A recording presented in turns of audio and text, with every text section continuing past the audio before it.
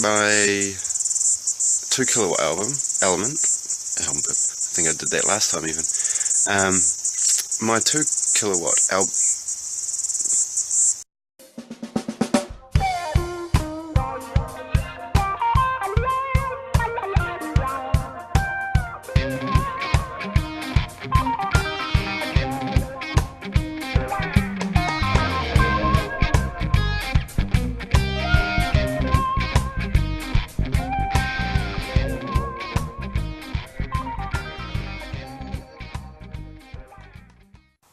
Hey everyone, so happy Homebrew Wednesday, number 17 I think this one is. So I've got a little bit of footage to show you. One of mostly relating to my brew day that I had yesterday, but I'll start off with, so this is my Pilsner ale, and I don't know if you can see, so that is bloody clear, and that's due to first time using gelatin.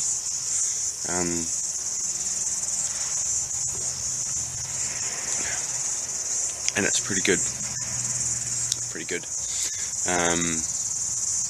Yeah, the taste wasn't that great before I put the gelatin in, and the gelatin actually dropped out some of that.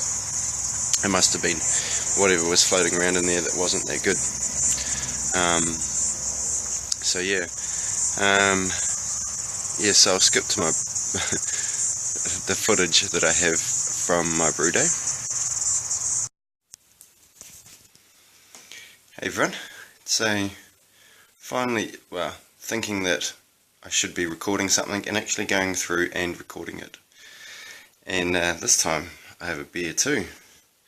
So this is the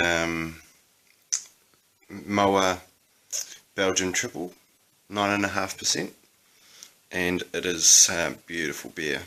Not my first time having it. So it's yeasty and Belgium Triple on the nose. That's, yeah, I don't know how else to explain it. It's Belgium yeasty. So, cheers everyone.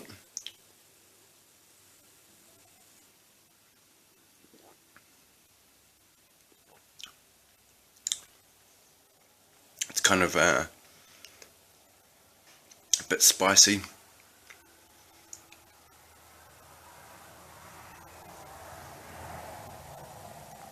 Like clove coming through. And that Belgium yeast taste. Same with the aroma. I don't know how else to explain it, to be honest.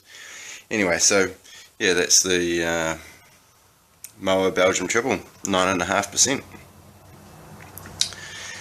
So what I was actually recording. So I brought a couple of elements the other day, and I've installed one of them, hopefully to get a better rolling boil.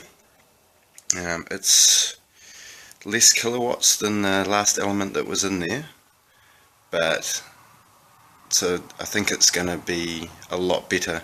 Instead of being condensed just to one side, this one's a lot better. So where's the element? Excuse my headshots. So this was the element that I had in it before. Can't really clean it well without taking it out, and it was just not very good, which could be to do with some of what the taste in my beer. And if I just put that back down, so, and I'll show you the new one.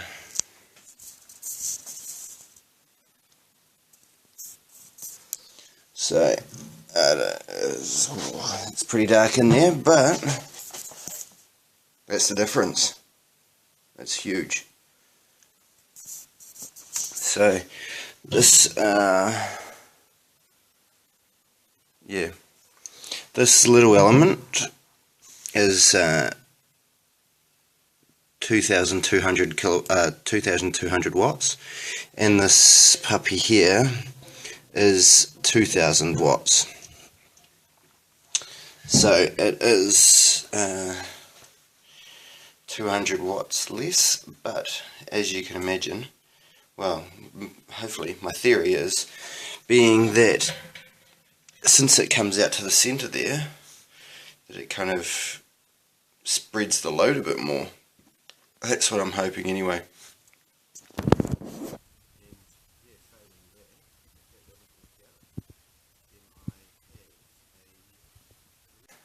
Yeah, so I went to Anzor to get this. You can't really see it. That big stainless steel nut there. So that's 1¼ inch. And I also, while I was there, I got this 1/2 inch nut for, so I'm going to put this on the ball kettle instead of having it in the HLT. But I had used all the nuts because I put a blank plug into the hole in the HLT. So I think the last time I paid for one of these nuts, so this one doesn't have the ring for the silicone O-ring to sit into, which is perfectly fine. But the last time I paid for one of those from a brew shop was $8.50, I think it was. So this nut plus the 1¼ inch nut came to $5.12. And they do all the triclover and they do all the cam locks and everything like that. So yeah, we'll be getting my stainless steel stuff from there as well now, because it's a local shop too. Yeah, so just spin you around. So tomorrow I'm going to be rebrewing my brown ale with a slightly rejigged recipe, and I am cold steeping the 2 darkest grains, so that would be the chocolate malt and the roasted barley malt. And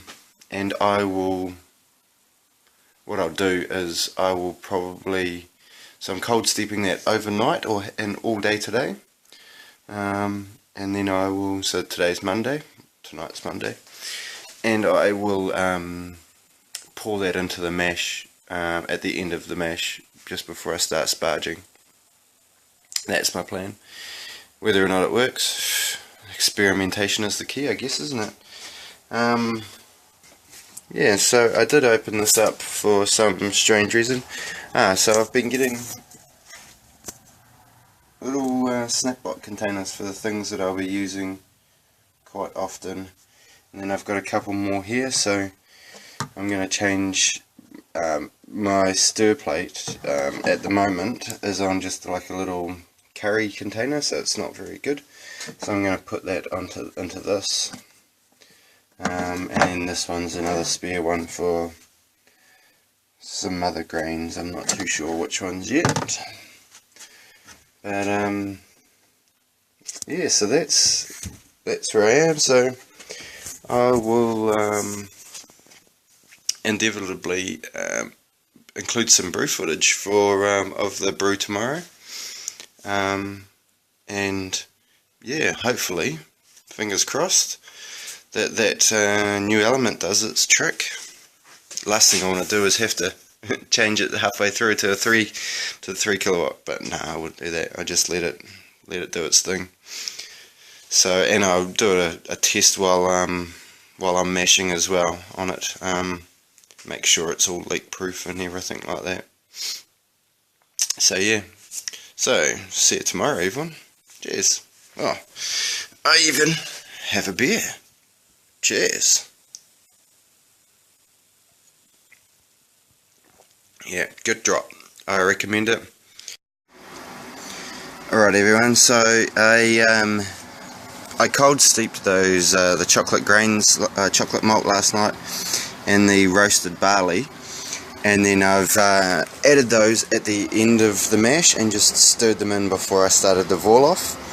So I'm just Vorloffing now, and it's coming out darker.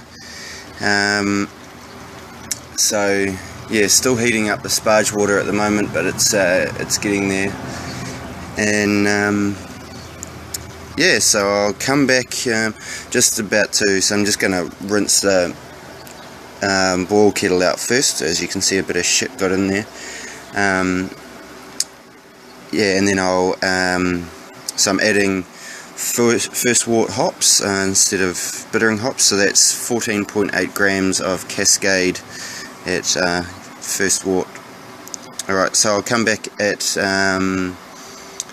the end of or a bit later. Cheers. Alright, so finished Vorloffing, and we're just running into the boil kettle at the moment and about to start the sparge. So that's looking fairly dark to me. And yeah, so first wort hops are in, and yeah, just going to start running the sparge water. Alright everyone, so these are my hop drops here. So Cascade, Willflock, and this one's so 20, 15, 10 and 5 minutes, and it's mostly Cascade with some Mochueka and Centennial, and a little bit of Amarillo as well. And so spin you around. So I got better efficiency. Well, I was aiming for 1043 for pre-boil, and I got 1044, so happy about that. And I think, so I spin you around. Oh, fogged up. The light's shit here, but so I'm thinking that that's possibly about 28 litres, between 28 and 30, and I was aiming for 25. So yeah, now just to see how the element goes in the boil. So I added this while the mash was going on, the dial thermometer to the boil kettle instead of the HLT, because don't need it on the HLT. I use electronic like STC 1000 on that. So no leaks, and no leaks there. So happy. Alright, so I'll come back with the hop drop, first one at 20 minutes. So this is where my brew day footage stops. Oh fuck you, there's flies everywhere here. Love the country. So it turned into a bit of a fuck up. My 2 kilowatt element wasn't enough, so I had to swap to my HLT, tip everything into the HLT sort of 20 minutes into the boil, which was fine. And then I fluffed around and put the 3 kilowatt element in there in my boil kettle, and tried it out, tested it and everything like that, and so the 3 kilowatt element is good, and I'll be using that for my next brew.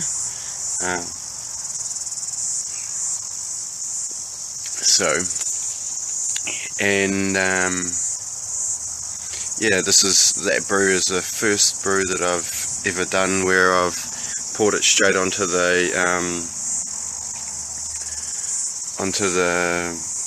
yeast cake of another beer. So that was my first brown ale, so I bottled that yesterday, and then this is another brown ale, which hopefully will be a little bit better.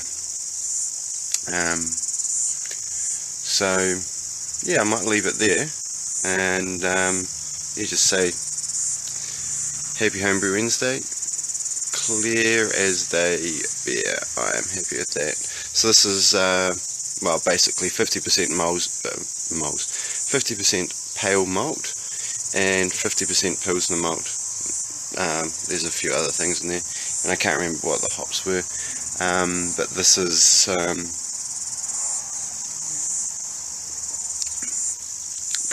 primary fermented with ale yeast and secondary with Brettanomyces Trois. Yeah, I might have mentioned that earlier in another video, or earlier in footage of this video, maybe, I don't know. Anyway, cheers everyone, happy Homebrew Wednesday.